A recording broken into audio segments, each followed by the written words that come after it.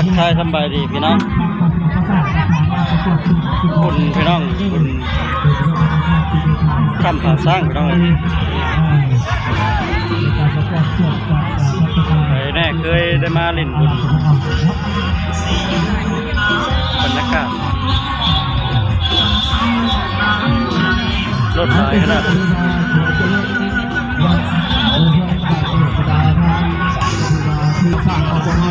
ส่งพี่น้องเลย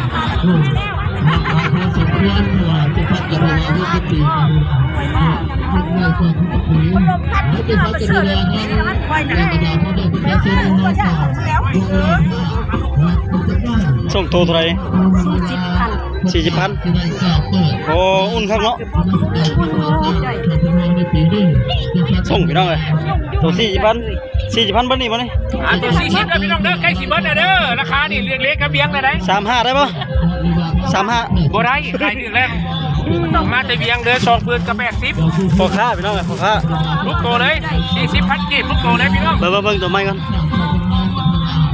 40,000 30ก็บ่ได้ว่ะพี่น้องเอ้ย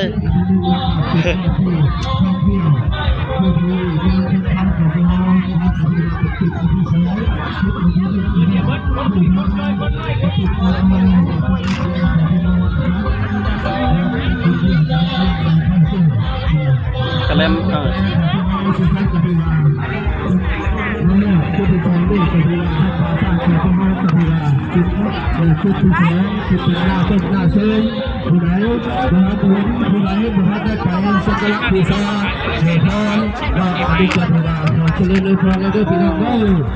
สูงขนาดผาพี่น้องเลยน้องมาทำผาสร้างมันจัดงานปีละครั้งงานบุญไงได้ตามความมุ่งมั่นศรัทธา